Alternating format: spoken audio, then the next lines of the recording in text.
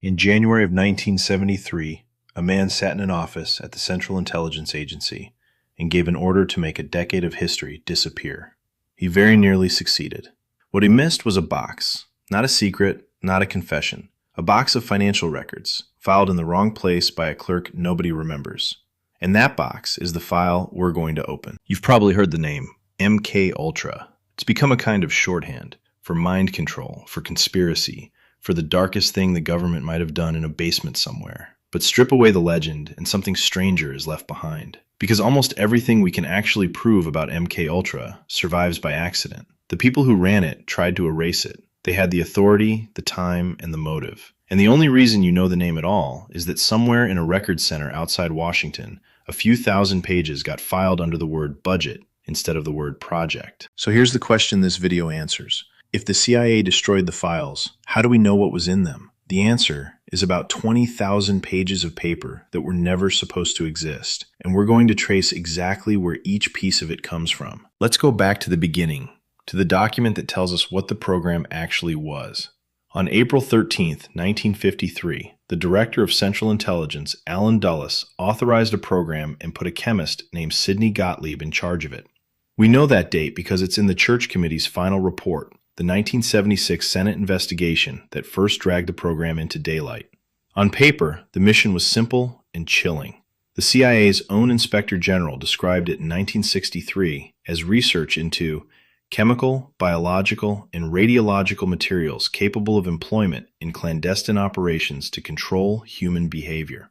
Control human behavior. That's not a journalist's summary. That's the agency describing itself. In a top-secret report it expected no one outside the building to ever read. The structure was an umbrella. MKUltra wasn't one experiment. It was a funding mechanism for 149 separate subprojects, scattered across at least 80 institutions and 185 private researchers, universities, hospitals, foundations. Most of them never knew who was really paying. The money moved through front organizations, cutouts the agency called them.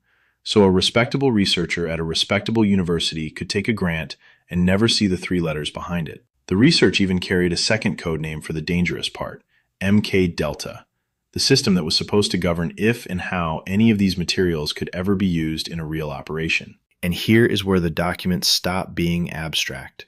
In the final phase of the drug work, the Inspector General wrote, "Substances were given to," and I'm quoting the report, "unwitting subjects in normal life settings." Read that plainly. People were dosed without their knowledge.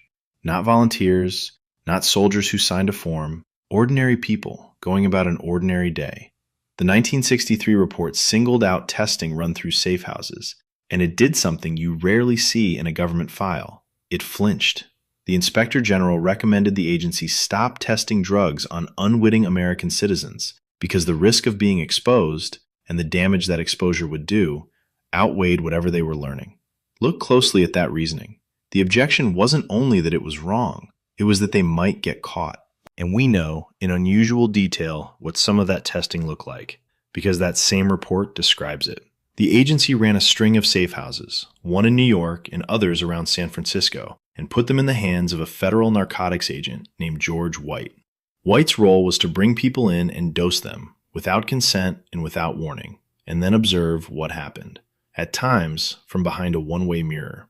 The Bureau of Narcotics was the cover. Using White let the agency stand, in Gottlieb's own later words, one or two steps removed from the activity itself. In the files, this work hides behind a dry subproject number. In the legend, it picked up a name, Operation Midnight Climax. And it was exactly this kind of testing the Inspector General had in his sights in 1963 when he urged the agency to stop. The safehouses were wound down over the next few years. Now, if you'd been a CIA officer reading that report in 1963, you'd have noticed something else about MKUltra. It was almost invisible on paper. The program was exempted from the agency's normal audit. A simple signed certification was enough to release the money. Funding eventually settled at around 20% of an entire division's research budget, a fifth of the technical services research and development, running with almost no paper trail by design. That invisibility was the point, and 10 years later, it would become a weapon. Because by the early 1970s, the walls were closing in on the people who'd built this thing. And in 1973, Sidney Gottlieb and the Director of Central Intelligence, Richard Helms, destroyed the bulk of the original MKUltra records. The timing is its own kind of testimony. Helms gave that order just days before he himself was pushed out of the agency. We know this in Gottlieb's own words now. His secret testimony to Senate staff was finally published by the National Security Archive in October of 2025, 50 years after he gave it.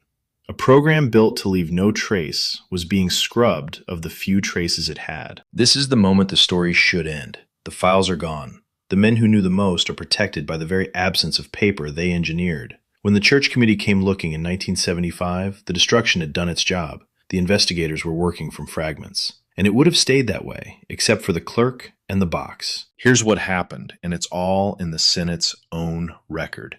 Records like MKUltra's were supposed to live with the branch that ran them, under a project file, but sometime around 1970, one set of financial papers had been sent off to a retired record center by the Budget and Fiscal Section, as part of its own holdings, under its own headings, filed under money, not under MKUltra. And because of that one deviation, those pages were missed twice. They escaped the 1973 destruction order, and they escaped the 1975 search when the agency went looking to answer the Church Committee. The single most revealing archive of the program survived because it was, technically, in the wrong drawer. Then, in 1977, a Freedom of Information Act request landed on someone's desk, and one employee, trying to actually answer it, did the unglamorous thing. He reviewed all of the branch's holdings stored at that retired record center, every listing, not just the obvious ones. And he found them. About 20,000 pages, 7 boxes. That's the figure the director gave the Senate, though accounts of the exact count vary. They were mostly financial records, invoices, audits, the dull arithmetic of secrecy. Few of them described an experiment directly, and yet historians will tell you these dry pages revealed far more than the program's own 1963 internal review ever had.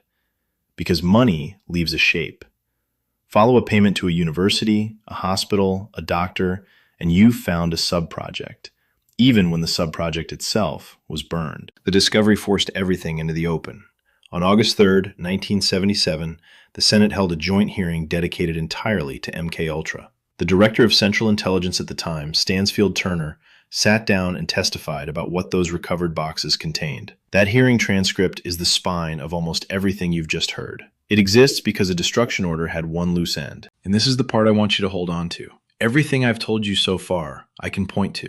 The date Dulles signed, the 149 subprojects, the Inspector General flinching, the boxes in the wrong room. Every one of those is in a document you can read yourself. And I've put the links in the description. Primary sources first, so you don't have to take my word for any of it. That's the whole idea here. We don't tell you what happened. We show you the file it came from. And that habit, going to the primary source instead of the headline, is exactly why the next tool I use matters.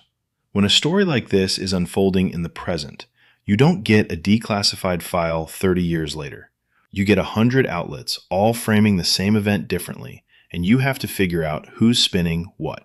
The way I check that is ground news. It takes a single story and lays out every outlet covering it, side by side, left to right, so you can see the bias instead of absorbing it. It's the closest thing I've found to doing for today's news what a declassified archive does for history. The link's in the description if you want to read the way I do. Now, back to the box, because there's a harder question underneath all of this.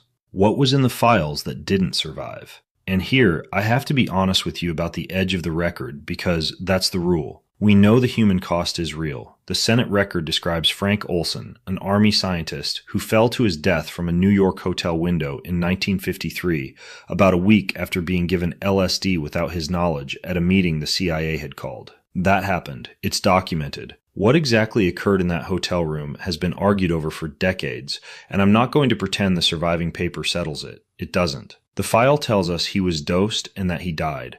It does not tell us everything we'd want to know. And an honest reconstruction stops where the documents stop. So what do we make of it all? It's tempting to leave MKUltra as a horror story, and parts of it are.